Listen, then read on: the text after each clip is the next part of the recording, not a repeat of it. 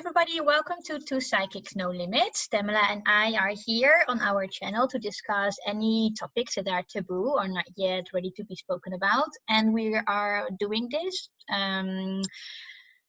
seen and talked about from our own perspective, from our own life experiences, from our own opinions. And we hope that, if you have any topics that you like us to talk about or to discuss, please let us know. And before we go to start with this video, I will give a short introduction about myself. My name is Cindy, and I am an energetic stepping and wholeness counselor.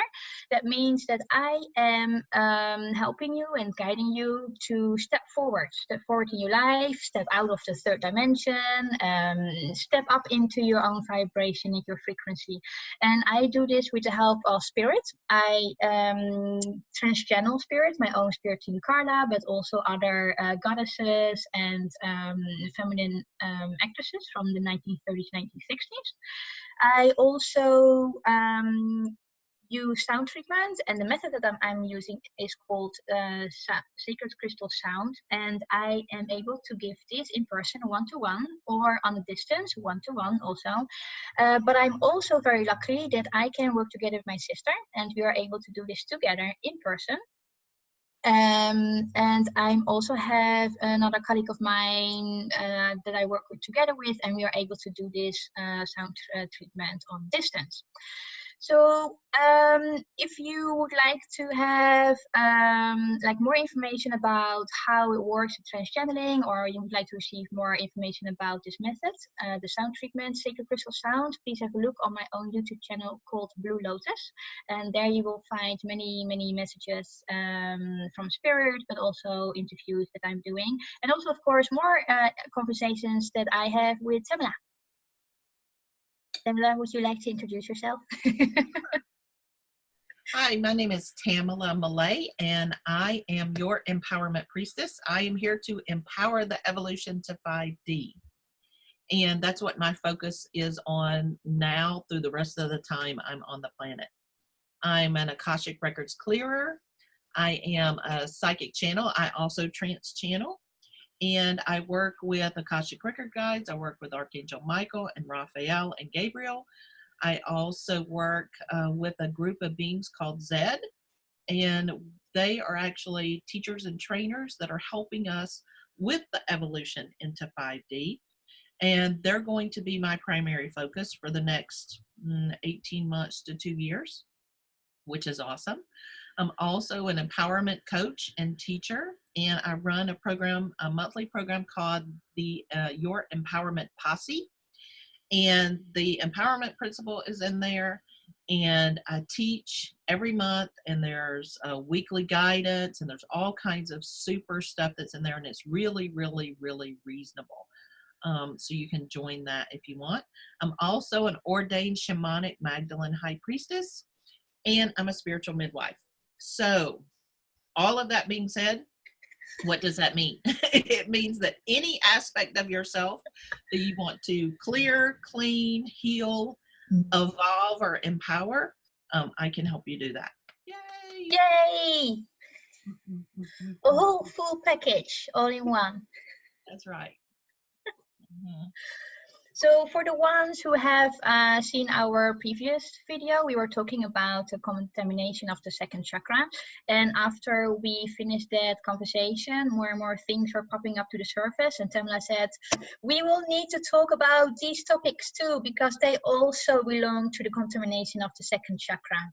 And I think a few of them, you mentioned that you would like to deep dive on like the Viagra and what was it? Yeah, and the birth control option. Yes. And we'll just launch into this because remember, we will go where no other people are likely to talk. So brace yourself. In America, and I don't know if this is true anywhere else in the world, but the patriarchy is struggling its mightiest to keep control of women. They, again, just recently refused to pass a bill, the Equal Rights Amendment, and they refused to pass a bill to protect women from domestic violence. And they are also restricting access to birth control and also making it illegal for women to have abortions. And so what all of that means is women don't have any autonomy or authority over their own body. And what's interesting is everything is created so that the man has the authority over everything, right? Then the men are the ones making all these dumbass rules. And they're also the ones who their insurance will cover Viagra. And that means, oh, well, it's all right. We will give medication so that men can get an erection so that they can create a baby. But we're not going to protect the woman from getting pregnant. We're not going to protect the woman from violence against her.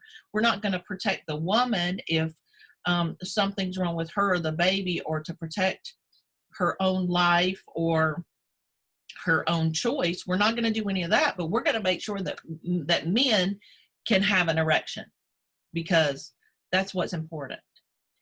And all of this stuff, and it's interesting because it all was addressed in the 60s and 70s in the United States, but it's being brought back up again.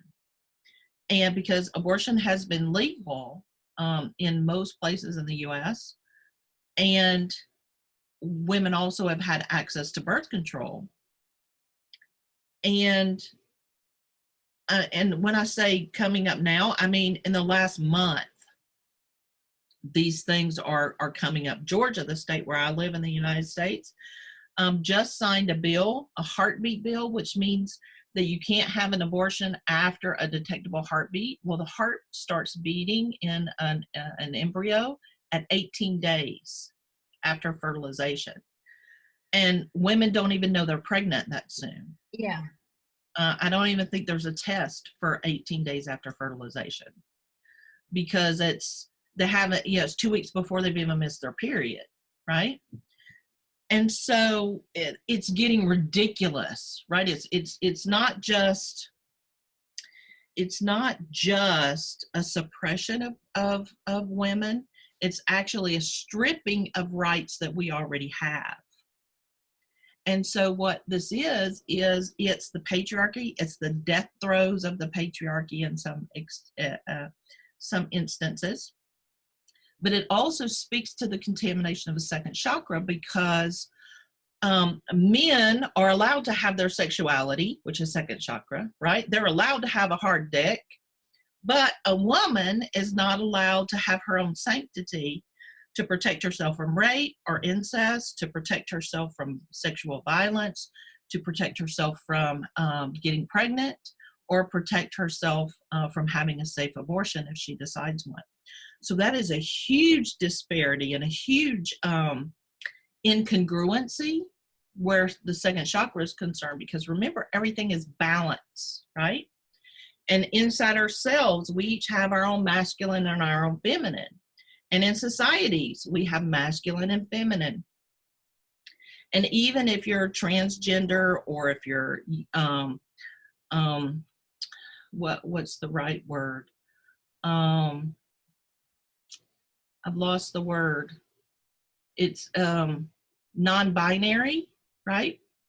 There's still that masculine or feminine resonance, because that's how the universe is designed, right? There are masculine action, right? There's feminine receptivity, right? There's these energies that are there regardless of our sexual orientation or our physical sexual identification, right? And when I say sexual, I mean male or female.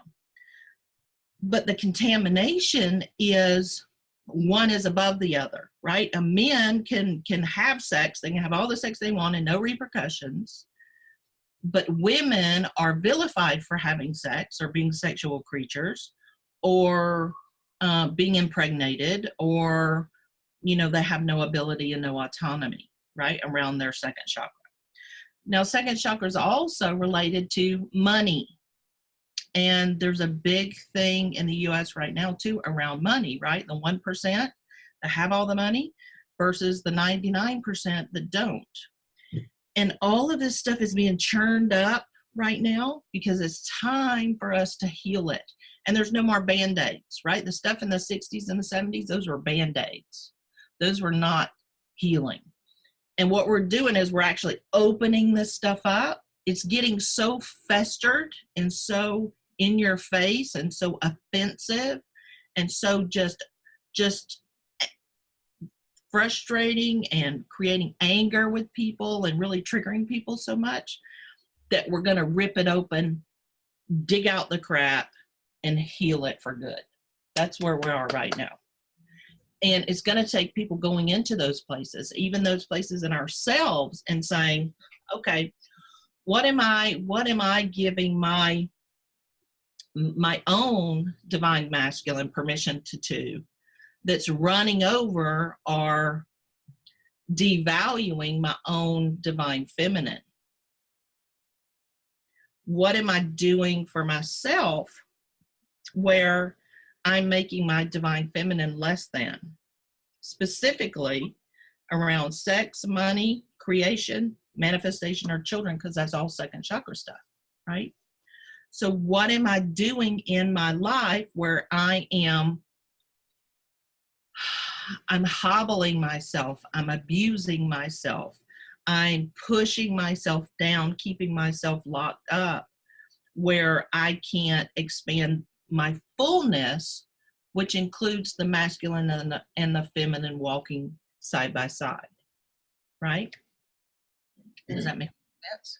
Yeah, that makes sense. Although I've got a question. So what happens when a woman is getting raped and she gets pregnant from the guy who rapes her? So she's not allowed to have an abortion? So she will need to keep the child? That's what the new laws state. But there's no improvement. And each state is different. So there are some states that don't allow abortion for any reason now. And there are some that allow it for any reason. It doesn't matter. You don't have to have a reason. And then Georgia just put in this heartbeat bill. And the last one that I read, which I think is the one that got approved, is the one that said no matter what, you can't do it after a heartbeat, which is 18 days, which means you can't have one. Now, the interesting part is the Supreme Court already ruled years and years and years ago that it was legal for a woman to have an abortion if she chose to. That was Roe versus Wade. Well, states now have made laws that say you can't. And so this is gonna go back to the Supreme Court, and we'll see what they say. But between now and then, a lot of things are gonna have to happen if we really expect the changes to take place that represent balance. There's gotta be a lot of stuff that happens in the individuals and in the communities where they're showing up as equals, right? And calling out when it's not equal. And so how is it where you are? Oh, good question. I'm really not into following those kind of topics. I believe in the Netherlands, abortion is legal. There are a couple of, I think it also depends on the country, because one country does not allow it, there's a country that does allow it.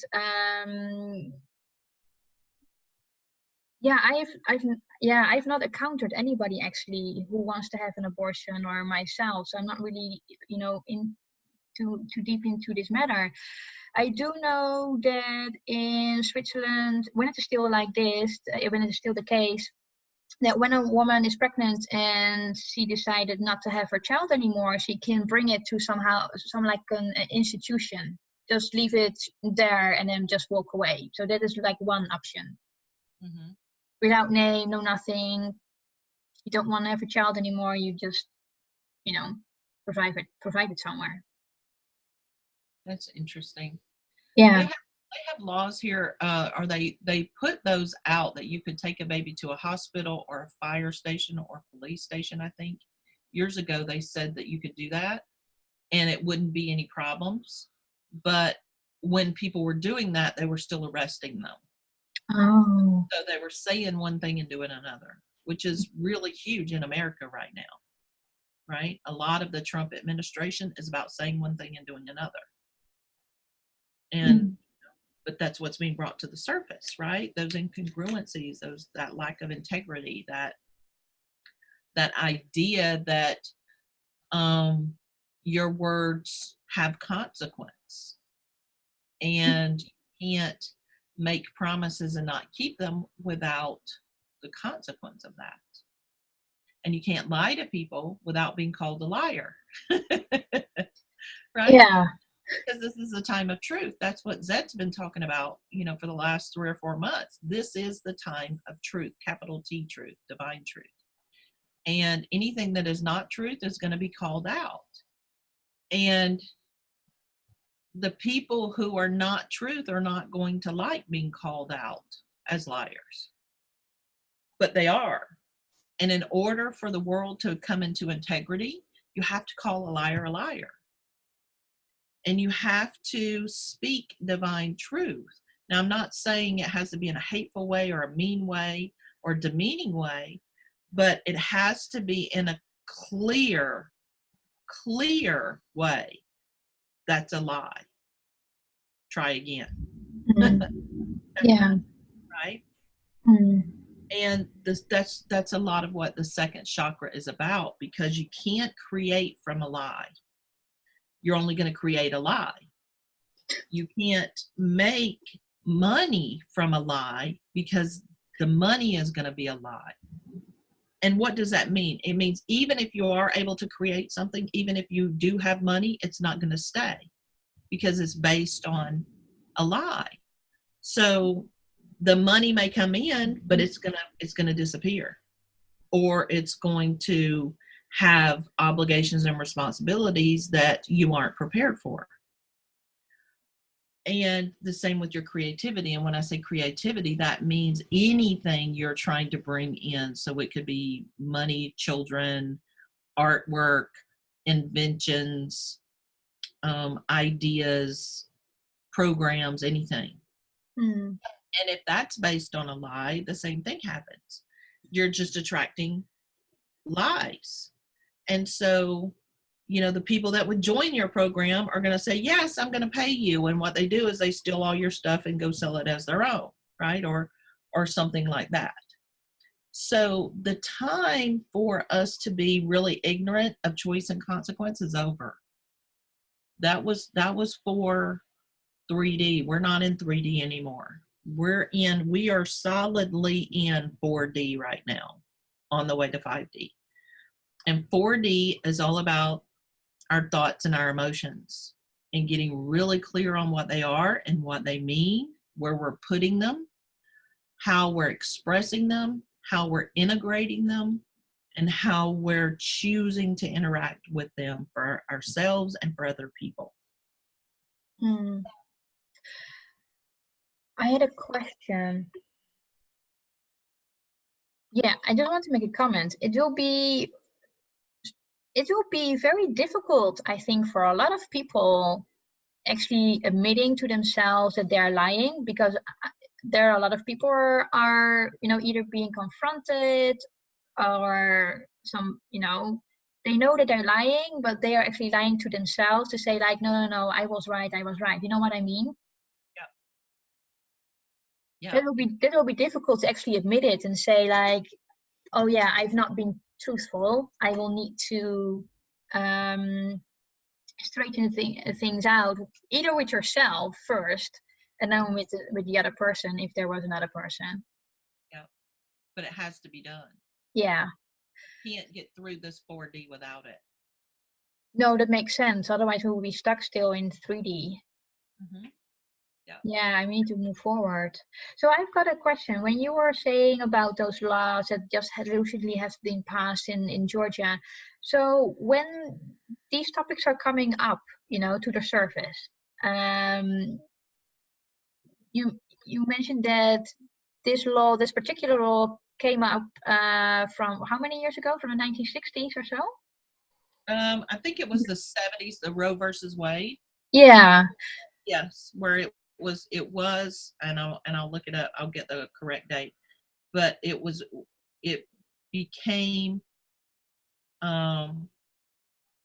legal for a woman to have an abortion, and that was in 1973. So now the state of Georgia has revised it and has said now, like, no, it's not possible. But where is then the healing? Because this is, to me, it's like we are moving backwards instead of going forward. So even though this topic is being brought up to the surface, what is it we can do to change it? Or say no, don't accept it. And here, and it's an energetically not accepted. I'm not saying, cause trouble or, do anything hateful or negative. But this law, they phrased it to have, we're not saying you can't have one, we're saying you can have one, but it's got to fit these parameters. But see, there's already a lot of groups that are that have already filed lawsuits against it. So what that means is that it's in flux right now. So you have to have somebody stand up against those things.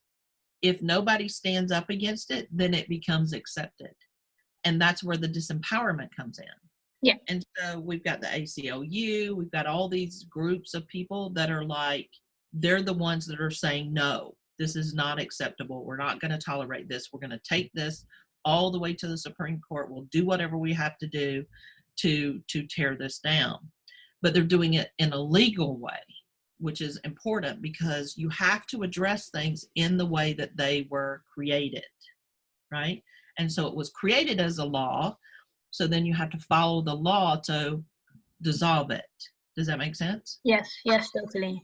Yeah, it's like when you, a lot of people try to heal themselves and they have something in their physical body, but they try to heal it from their spirit. And this is going to be kind of weird, but you can't heal it from your spirit. You have to heal it from your body. You have to heal or address whatever the thing is in whatever dimension it was created in and in whatever avenue it was created in. Because if you take it out of that place, it doesn't exist anymore. And here's what I mean. I know that sounds really confusing, but here's what it means. You can connect with spirit to heal your body, but you're not healing it up here. You're bringing the spirit into your body, addressing what's into your body, healing it in your body, and resolving it in your body. Does that make sense? Mm-hmm. And if I wanted to just heal something, I've got this, thing on my toe and I want to heal it. I want to heal my toe. And I go up to spirit. Well, when I'm in spirit, my toes are fine. There's nothing to heal up there. And so a lot of people are addressing things in the wrong dimension and in the wrong place and in the wrong methodology, because they think, spirit is everything and spirit can just handle everything. Well, it can, but you got to insert it where it needs to go, right? You have to insert spirit into the body if you want spirit to help you in your body. Yeah. Does that make sense? That makes sense, yes. And so people think they can pray their way around laws, right? I want to bring spirit in. I want to pray so that the law gets taken away. That's not going to fix it. Okay? Hopes and prayers are not going to keep people from getting shot. That's been proven, right? Don't pray things away in the physical world. You bring spirit, you bring the truth, divine truth, into the physical world and you address it head on as truth. And that's how we do things. And the important thing that we miss is it requires us to do our own work. It requires us to get real with ourselves and say, I may not believe in abortion, but I do believe that balance and equality is the only way that we can move forward. And so if a man has a right to not have to have a child and support it and be with it and raise it and do all of these things, and doesn't go to prison if he doesn't, then a woman should have the same right. She should not have to bear a child and go through all of that process and go to prison if he tries not to, right? It's equality, because that's what we're fighting for. We're not fighting for abortion or not abortion. We're fighting for balance and equality, because that is the only way we can get to 5D. And 3D is above and below, one up, one down, right? There's a master and a slave. Oh, yeah. That's 3D. 4D is, wait a minute, let's ask some questions. Let's have some feelings. Let's talk about this. Let's feel into this. Let's address this. How are we going to do this? Let's file some lawsuits. Let's attack it the way that it was created, right? And then when all of that is healed, that's when the 5D gets to take its place, because all of it's been settled. There's no imbalance anymore. It's been settled. And it's congruent, which is all we're looking for. Yes. Yeah, congruency and balance. Yes. And I believe both you and I are working with spirits who are, helping to balance to the masculine and the feminine energies, because we all have both, right, but they're super unbalanced. Yes. Super unbalanced. And my experience is like the masculine is, belongs to the man, and the feminine energies belong to the female.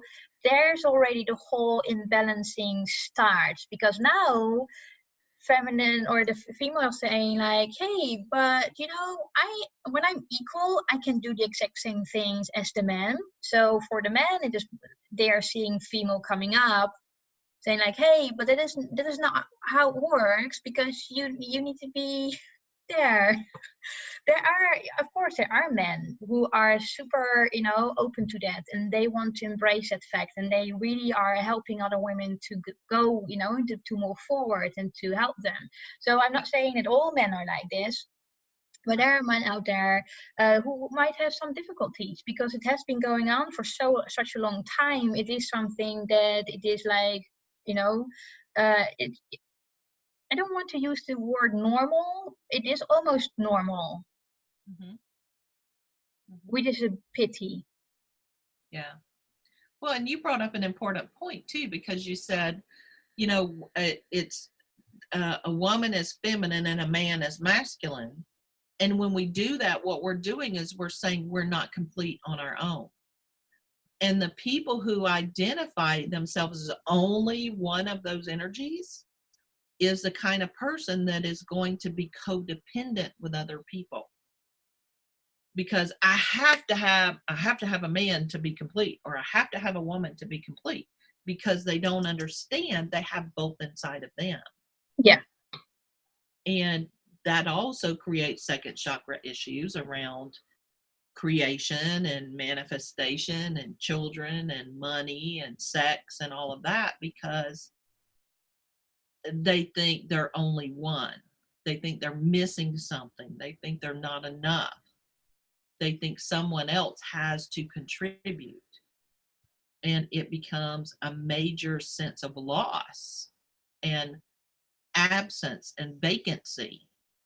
And if you have a feeling in your second chakra of absence or loss or vacancy or not enough, then you're going to have not enough sex, not enough money, not enough creation, not enough manifestation, and not enough children. And when I say children, that means anything you want to birth, right? And so it's just an energy of not enough, not enough, not enough, not enough, not enough. And then that turns into grasping on other people. And then that turns into addiction and codependency and obsessions and things like that. Yeah. Yeah. Mm. Yeah, when you look at like this one, you know, there are so much that are connected to each other. Mm-hmm. It's like a snowball effect. Exactly. Yeah, and we really have to go very deep Mm-hmm. in ourselves, within ourselves. Yeah. I want to say, that's what I want to say, that I forgot that in the US you are very easy, you know, when it comes to lawsuits, because here in Europe it is not that common at all. So I completely forgot when you said like law has been passed. I'm like, what do you want to do afterwards when it has been approved? So when you said like, well, we do lawsuits, like, oh yeah. Yeah. I forgot that. Yeah. Because here in Europe, it is more common that that we will be out on the streets and demonstrate. Mm-hmm. Well, Um, they do that here, but that it, and the thing is, it used to, and this is going to be kind of offensive for some people. It used to make a difference when people demonstrated, when they gave a shit about what people think. They don't care what people think anymore. They want to do what they want to do. And so you can protest all you want to, it's not going to change anything. They're going to do it anyway. And so that's why these groups that are filing the lawsuits are the ones that are actually have a potential of resolving the problem now, is because they're attacking in the method that it was created. yeah. I'm not saying sue everybody, but in this instance, you have to undo what was done, right? And that's how you have to do it. Mm-mm. Yeah. Makes sense. Mm-hmm. What was it? You wanted to talk about the difference in male products and female products. Yeah, because I've seen a couple of videos where they were, you know, comparing products. Mm-hmm. Like, for example, shampoos or razors, or, you know, both men and women are using it, but they're differently priced. And for men, it is cheaper and it's more expensive for women.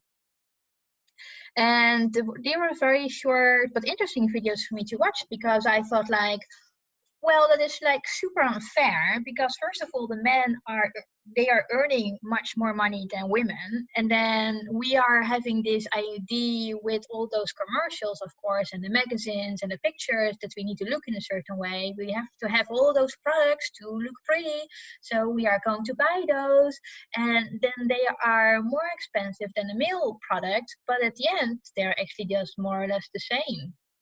Mm-hmm. They are only priced in a higher category, and we are paying more tax about it. So first of all, we are earning less money, and we are paying much more tax about on our products, and we apparently need to have more products than men. Yep. Because we have this idea that we need to look in a certain way.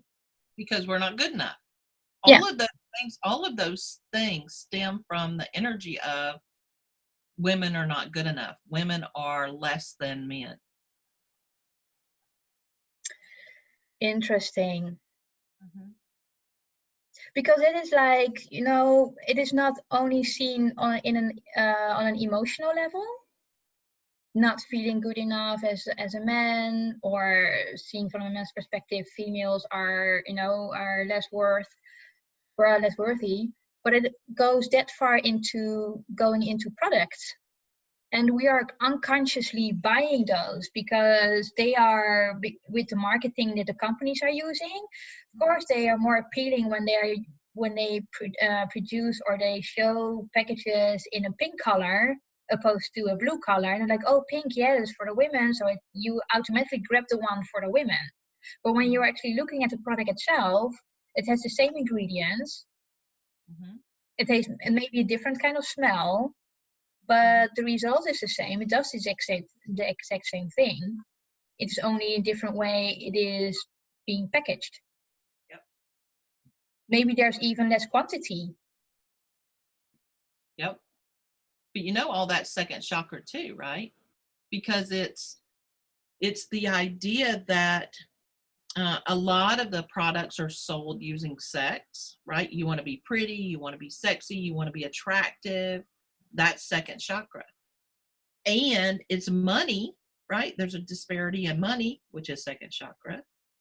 And there's the inability to be equal, that equality thing, that balance, right? The yin and yang, which is also second chakra.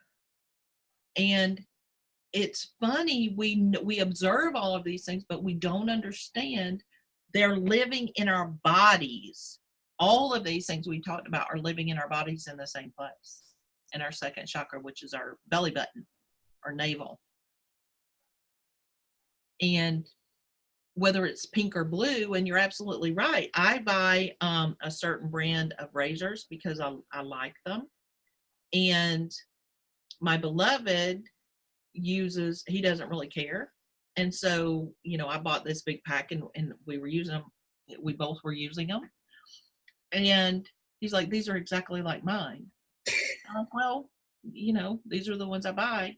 And he went to the store to replace them because we needed to buy a new set. And he came back with the blue ones. And I was like, why didn't you get my razors? And he said, these are exactly the same thing. And I paid $9 less for this pack of razors than I paid for yours. It's like, holy smokes, really? And we took them out and held them up, and they're the exact same razor, except they're pink. And yeah, I mean, the shape was just a little bit different on the outside, but it's the same number of blades, the same little moisturizer thing on it, right? Everything is the same. And it was almost double the price. It is ridiculous. Because for me, when you're saying this like $9 difference, it almost feels like a complete rip-off. A complete rip-off. Yeah, totally. But, I had started buying them years and years ago. And because I had that pattern, it didn't occur to me to buy anything else because I found something that I liked. Yeah. And I buy it. I'm really loyal to things like that. Once I figure out what I want, I stick with it. But I was perpetuating that because I kept buying it, right? Mm-hmm. And here's the thing. Companies won't keep making things if we don't spend our money on them. Yeah. If it's not profitable, they're not going to make it anymore. Mm-hmm. And so, I was perpetuating the problem. Yeah. And what you just said, like, you're loyal to a certain brand. Companies know that too. Mm-hmm. Companies know because they have like all those questionnaires that you sometimes fill out for them, and they're like, oh, they're loyal to a certain brand. What can we do there? And then they're increasing the prices. They do it very maybe like with maybe 2 cents here, and then they increase it to 5 cents and whatever, and then you're at the end for like, wow, it doesn't really matter, I will anyway pay $5 for the same product because it's what I like. And then right you stick to it. Exactly. Yeah. And it's because we've got enough things to think about. We find what we want, we like it, we stick to it, and then we worry about the bigger things, right? Yeah. All the while we're feeding into the problem. Mm-mm. Yeah. So I actually stopped buying products that are made for women because I thought like I will buy men products because they're exactly the same thing. Yeah. And cheaper. Yeah. Yeah. I don't buy shaving cream, girl shaving cream, anything like that. I use his when I shave my legs. I rarely shave my legs, just so you know.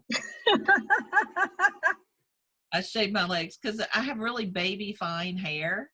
Like even the hair is really baby fine, so like people don't even notice. Yeah. I shave my legs when I get a massage or when I get a pedicure. It's like those are only 2 times. It's like I shave them for them, not for me. Very thoughtful of you. I do it for them. But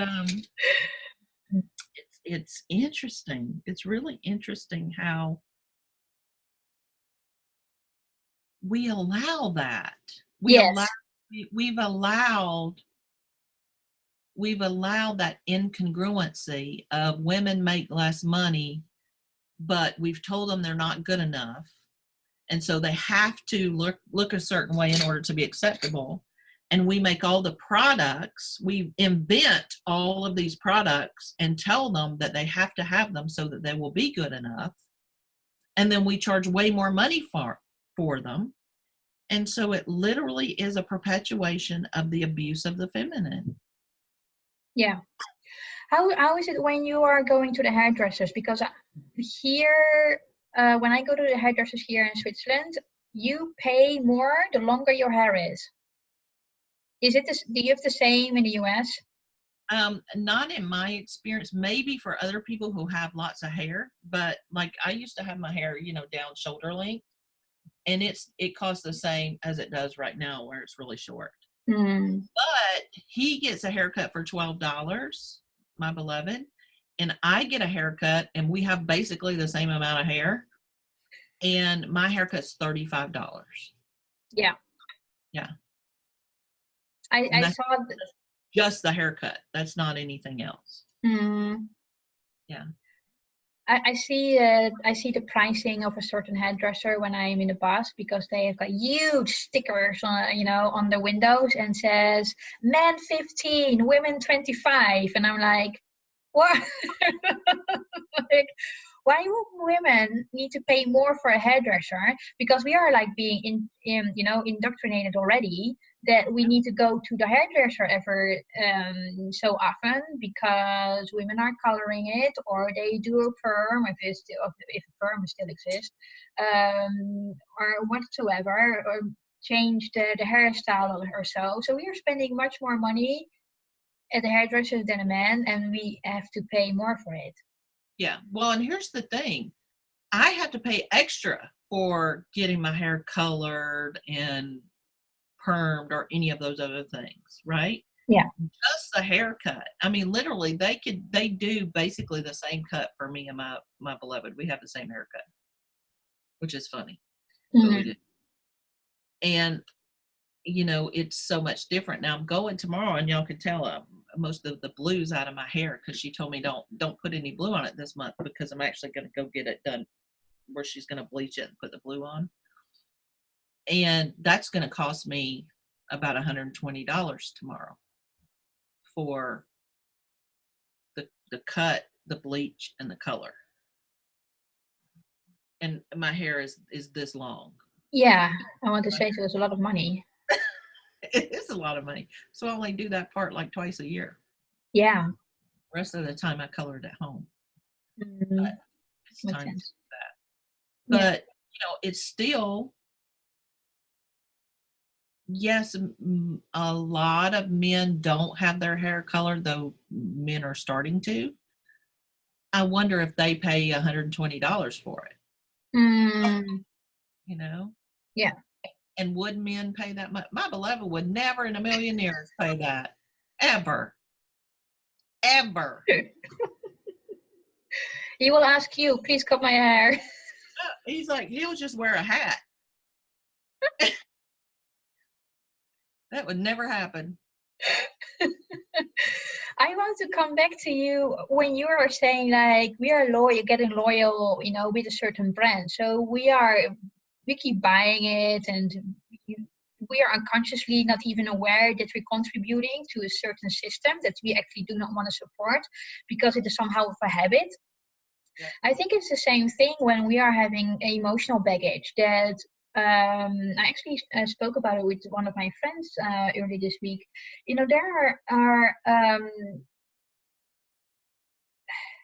There are people out there who might have like a physical issue, but because they have the physical issue already since years, they do not know anymore what it is for not having it. So they prefer to walk around with it and adapt to whatever the physical circumstances are. When it becomes, of course, when there's nothing being done with the emotional or the mental, whatever, issues that are connected to the physical issue, right, the physical condition might become worse and worse and worse. But we human beings are more like, okay, so let me accept this suffering, and I will adapt myself to my physical symptom and see how I can, live forward, or move forward, or whatsoever. Right. I see it almost like being loyal to a brand. I don't know, sure if you get the connection. Yep. Absolutely. We buy into it and we take it as our own. Yeah. Yeah. It becomes ours because we've decided that, oh, well, this is ours. Therefore, I have to incorporate it into my experience, and then I have to drag it around with me for the rest of my life. Yeah. And then switching the mindset, saying like, oh, let me actually have a look. I do have the physical symptom, but what can I do to, to tackle this? Or that's actually what I want to say in the last video as well, when you were talking about the Viagra and what it had to do with the second chakra, and for women, having ovary problems. That is the reason also why I do not take any medication, because with the medication, you might remove the pain when, in my case, I'm a woman, so I might have issues with my ovaries. If I would take a medication to let the pain disappear from my ovaries, I still did not tackle the real issue. So the pain might move to another problem, maybe in my stomach area. I've got maybe something that's going to happen with my kidneys, and then I'm going to do something. I will have another medication, for my kidneys. But you have all those 100,000 side effects, so you're not even solving the real cause of your physical issue. Plus, you have all those side effects that are also not healthy for you. So that's also one of those reasons that I do not use medications, because it is somehow like a distraction. Right. And if I feel pain somewhere and I was like, hey, I've never had this before, let me see where this connects to, where is this coming from? If I, what is my thinking pattern? Or, so I actually look more into the emotional and the mental level, rather looking for something that might help me. Right. But you're really unique in doing that. Thank you. But yeah, it is for me so normal that I do not see that it is different for others. Mm-hmm. That is for me a habit. What you're saying, like I'm loyal to a brand. That is how I work. I listen very well to my body. And when my body says something to me, then I will look into it and see what's behind it. But I do not know how it is not living like that. Mm-hmm. That's a beautiful thing. Yeah, I've always had it actually. I can remember. I'm super happy with this. I remember when I was a child, my mom said, when you were a baby and I had to make you food, she said it had to be fresh. She said, when I was preparing something from a can, you would vomit. Huh. I would not swallow it. Wow. Which made my grandma very upset, because she was like, no, this is food. You need to eat it. So most luckily, I've been like forced eating the food that I do not digest. But for me, my mom said like it had always had to be fresh food, because canned food you would not do. Mm-hmm. And it is for me like, I cannot even explain. Oh, sorry, getting emails. I cannot even explain it, because it is for me so normal. Yeah. That's awesome. Yeah. So for me, it is very hard and difficult to understand others when they have a physical issue and not looking into from a different angle.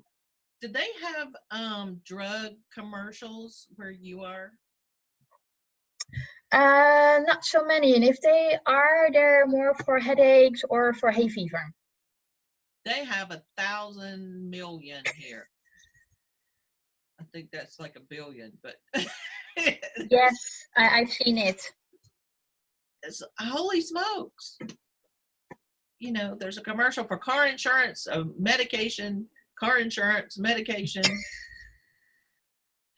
Ugh, it's crazy. And what I noticed, because I was sitting in bed the other night, and there was a commercial that was on. We have a TV in our bedroom. I don't prefer that, but my beloved does, and so he watches TV before he falls asleep. And there was a commercial on, and I noticed that they were asking for the buy-in. They were asking for people to believe they had this problem. Commercial. And it was like, oh, you know, you have this, you have this, you have this, therefore you need this medication. And it's like, holy smokes, why is it allowed? Why are we allowing pharmaceutical companies to mess with our biological chemistry, and then on top of that mess with our mental capacity and our emotional capacity, and telling us that we need this, and that the drawbacks or the consequences of taking it are going to be better than not taking it, even though the list of contraindications and problems are a mile long. But it's okay. You need to take it because you need to. Yeah. And I was like, wow, they're actually asking for people to believe this. Yeah.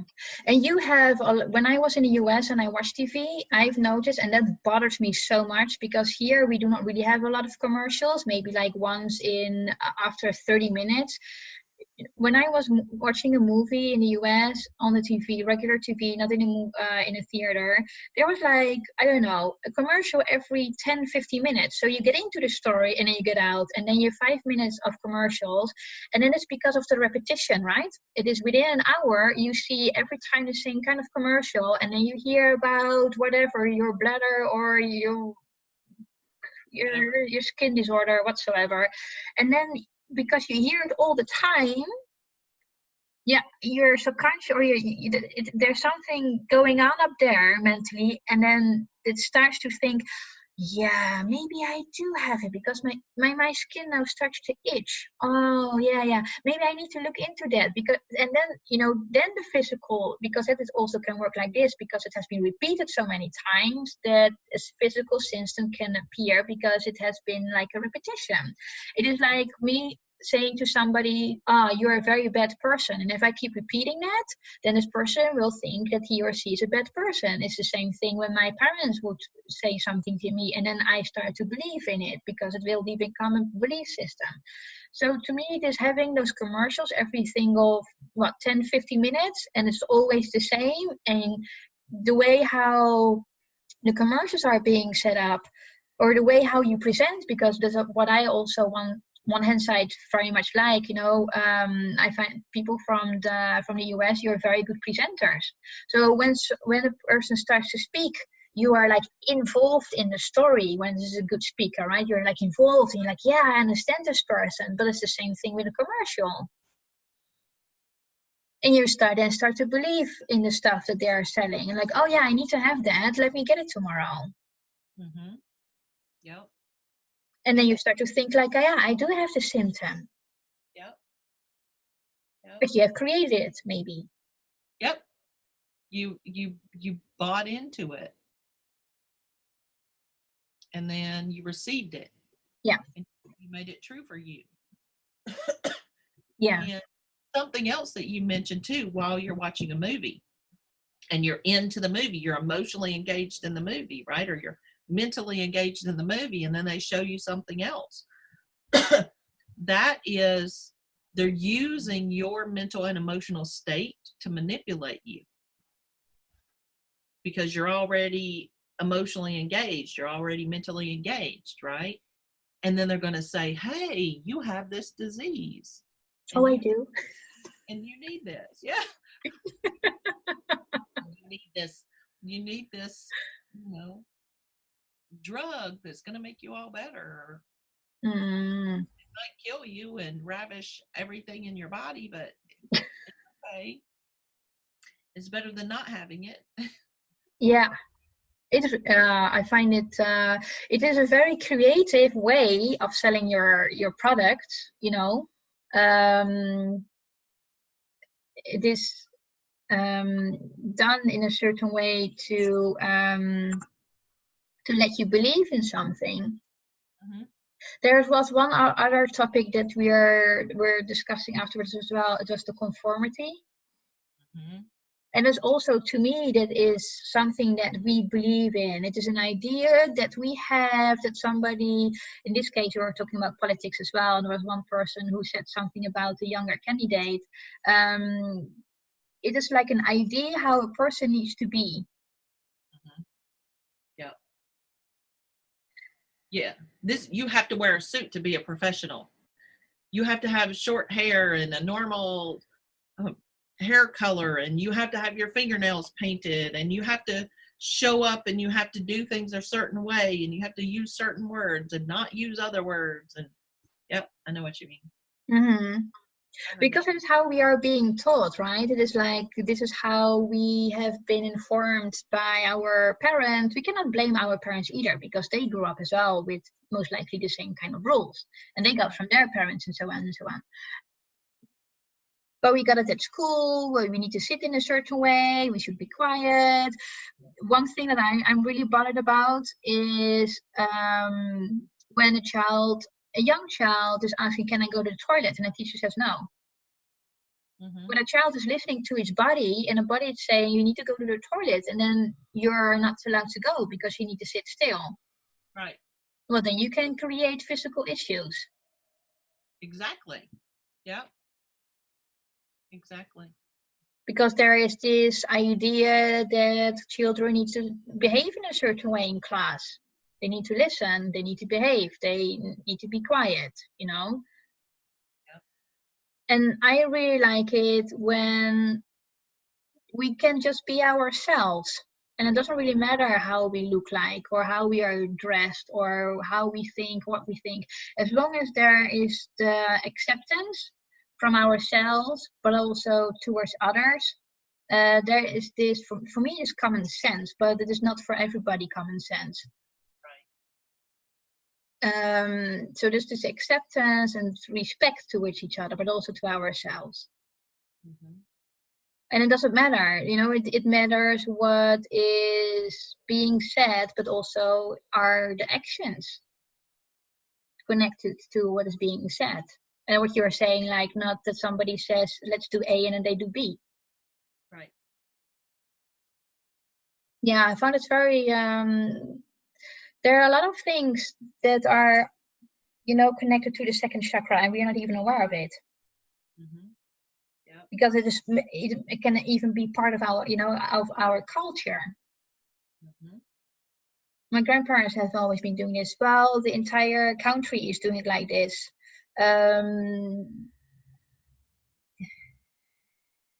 One thing that came up to me while we were talking, like in the Netherlands, when I grew up, in the time that I grew up, in the Netherlands, it was very much like this, that women need to take care of themselves, and you need to be able to pay for your own food. So if you would go out on a date, and the guy would offer to pay for the other half, for your half, the woman would say, like, no, I will pay my own share. It's part of the culture. Yeah. That's nice. I like that. That feels good. Because in America, it's not, it wasn't that way, because it was a gentleman, right? And if the woman wanted to pay, that made her aggressive or bossy or a prima donna or a bitch, right? And so it's changed now. Like when my daughter was dating, and I noticed that she all the time paid for her stuff. And she was like, and even when they would ask, she was like, nope, I got it. Because she never wants to owe anybody anything. That's not her thing. Nope. And so it's interesting. I don't either. She kind of got that for me. But I also was under that that energy of a woman doesn't make as much money as a man. You know, my children's generation is not there. That's not, they don't believe that. Like my son and his wife is a nurse. She makes more than he does. And they don't, that's not a bad thing, right? They don't even consider that being a problem. And it's interesting because in my generation, it was a problem.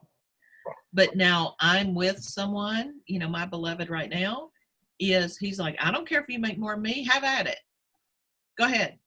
I dare you. Go right ahead. That'll be wonderful. I don't care. And he really doesn't. And that's awesome. But I've had previous husbands that did care. It was an ego thing. It was a problem. And so that is being evolved. It is being worked out. And what we're finding, and this is going to sound terrible, when a lot of the older generation dies out, and I mean leaves the planet, a lot of stuff that exists on the planet now won't exist here anymore because they're still anchoring the energy. Yeah. And so when they leave,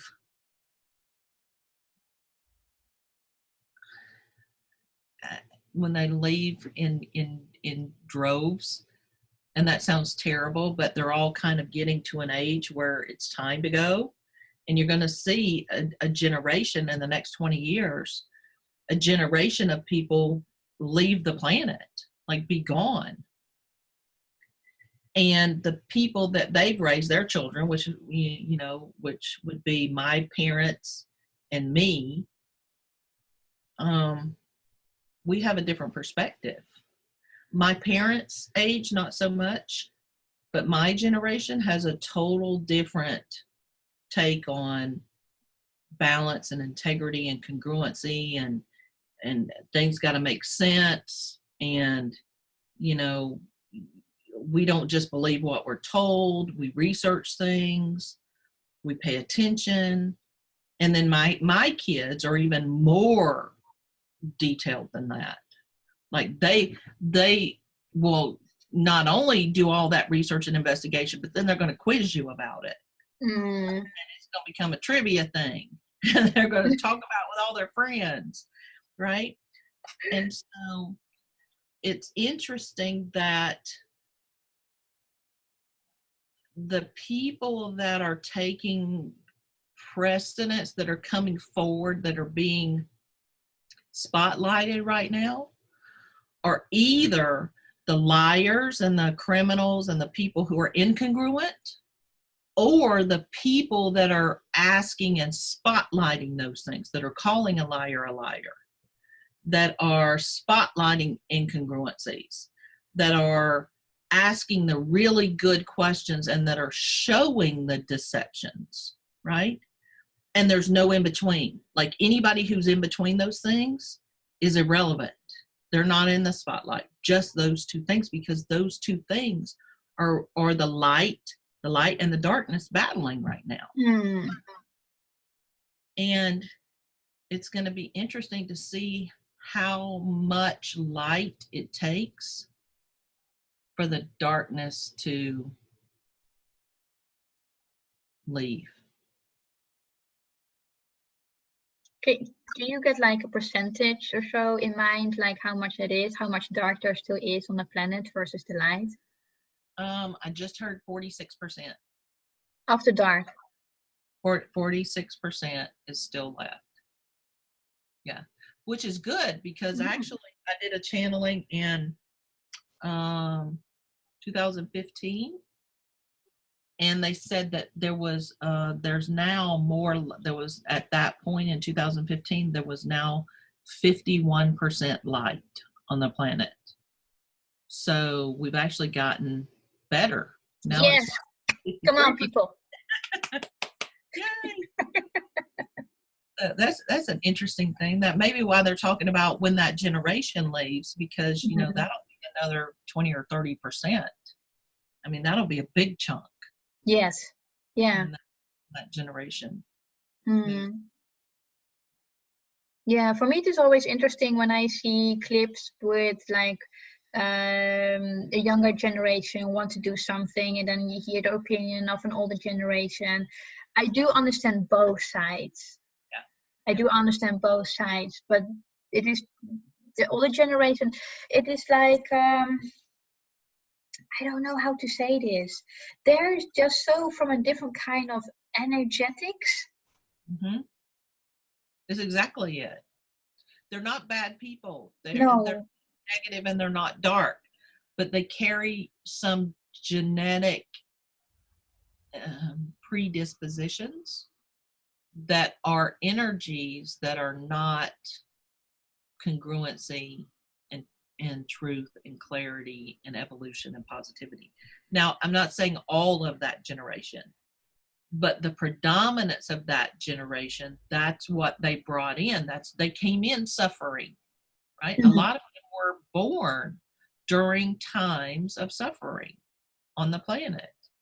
And so that's what they came in with. And that suffering, if they haven't done their own work, they haven't done their own shadow work, their own work with their saboteur, their own clearing and healing work, then they're still carrying the energy of that suffering, of the one up, one down, of the master and slave, of the inequality and incongruencies. And as new beings are coming, as we're moving the energy from 3D into 4D, and then from 4D into 5D on the planet, all of the beings who are coming in now are coming in with a higher percentage of light in their beings. Nobody is 100% light, right? We all have shadow. But it's like the older ones were a little darker. They had a higher percentage of dark because they had to come here and work on it, right? They had to process it and heal it and integrate it, right? And to be honest, some of those people who did all of that, who have left, they're reincarnating now because they have a higher percentage of light. They're reincarnating in that higher percentage of light. So it doesn't mean that the soul is bad or the person is bad. It's that's what was being filtered and processed and utilized on the planet, right? Those were the lessons. Those were the learnings. Those were the evolutionary patterns that had to take place, because you don't just go from dark to light. It's a process, right? Yeah. And so as those things are healed, as those things are resolved, as they're completed, when the individuals leave the planet, they have a higher resonance when they come back. And also, the planet itself has a higher resonance when those beings leave, because they're not grounding that anymore. Makes super much sense. Yeah, and so hopefully we all are evolving and getting more and more light as we go along while we're on the planet, and then when we leave the planet, and if we choose to come back.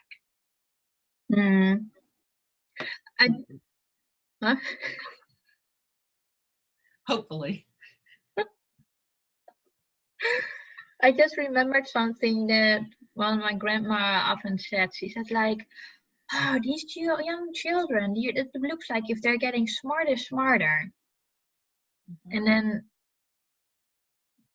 she is not a person who I think ever may not even might have heard of the word reincarnation, or when she did, most likely does not believe in it. But when you're looking at the cycle of a soul coming here at the very top life, had to work on their shadows, released something, comes back with more light. The kids are from a completely different energetics too. The only issue that I don't have any children. Um, only issue I have is that the children that are coming in right now, they're from a different, level of energy, different kind of, most likely, the physical body is completely different than ours, Mhm. but they are forced in a system or systems that are still based on the old patterns. So we are squeezing in, them into a certain surroundings or environment that they are not shaped for. Instead of looking at it from the other side and say, well, we are having these generations, what are we going to do with our own systems? Because apparently it doesn't fit them. Right. It already starts with the millennials. Yeah, and what we're finding is they're consistently rebelling. They're walking out of their schools because of environmental issues. They're walking out of schools because of guns. They're the ones that are taking the lead because it's about them. Mm-hmm. Even though we're still trying to put them in the places that, in those boxes that were created, it's not gonna defeat them. No, it Because cannot. It cannot happen that those structures will stay, because we are, with the energies coming in, the light is coming in. These are also the older structures that are going to fall. yep, yep, and they're the ones that are gonna make it fall. Sorry, my nose is itching. It's all right.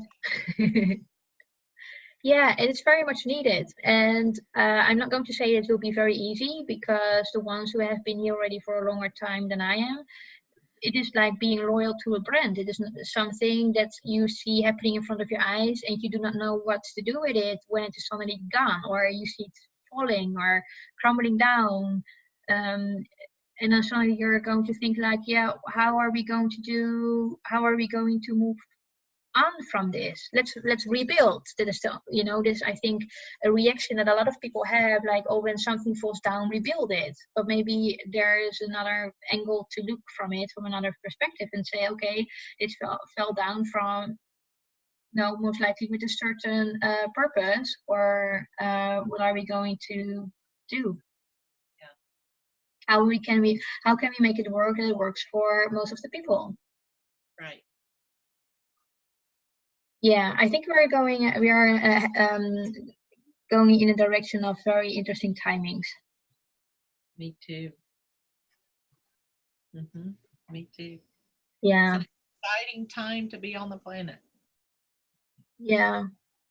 Sometimes I wonder, like, why is it going still so slow? But when when you look at the things that are going on, like a piece here and a piece there and a piece over here, they're like, oh, okay, so things are like in movement. You know, it is only that, and not too many human beings, I think, are awake yet and say, maybe we need to we need to build something new instead of rebuilding the old. Right. Right. And we have new ways of showing up and not relenting to the old ways too, not surrendering to having to wear a suit and having to show up a certain way to be a politician or a working woman or um, uh, uh, fit into a certain sexual orientation or sexual identification. or any of the things, any of them, because it's all about individuality and us being here to serve our own highest purpose. Because when we're serving our own highest purpose and we're healing our own shadow, we're also healing those in the collective. And when more than 51% of the people on the planet, or more than 50%, so it would be 50 plus 1, of people on the planet have healed that aspect of the shadow, then it begins to diminish. And so that's why it's so important that every person does their own shadow work. Yeah. Yeah. It's not always pleasant, but we have to do it. It's not pleasant. And listen, if it is pleasant, it's not your damn shadow. That is the truth. Y'all take that to the bank, buddy. If it's pleasant, it is not your shadow. It's very much true. And I would like to add to that is like, it is also not something that you can fix in one time. Right. When we have multiple shadows, and one shadow can have, for example, different kind of emotions linked to it. So you've got like a whole web of things coming together. Yep. And No, go ahead. And then one of those emotions can link to something else again, but we sometimes, because there might be multiple webs going on, that we, or at least when I speak from our experience, I was like, oh, so okay, I looked into this situation, so it's solved now, and then the next time it comes back again and again and again, and I was like, oh, it's like, you know, in my particular case, something happened when I was a child, and that's what happened was maybe like 30 seconds, but it had an influence for 30 years, and multiple emotions were connected to it. So a very short fragment of your life can have a huge impact on, you know, on how I've developed myself and how I'm looking at certain situations and at life. So it is a whole process. It is not a medication. It is like, well, when I have stomach pain, I do not. But for example, if I would have stomach pain and say, okay, let me take a pill so I can get rid of the pain, it is not like that. Right. It's an entire process that we are going through. And then when you tackle something, and then you will get to the next thing and to the next thing and the next thing. And then, yes, you will be coming at a point asking yourself, like, are we done? Or is it over? But you will notice, this is what I noticed myself. You know, when I was removing like emotions and energetic blocks, subconscious blocks, I had more energy. My skin started to become different. I cannot really explain it, maybe softer, I've got no clue. But something happened to my skin. I was losing weight, and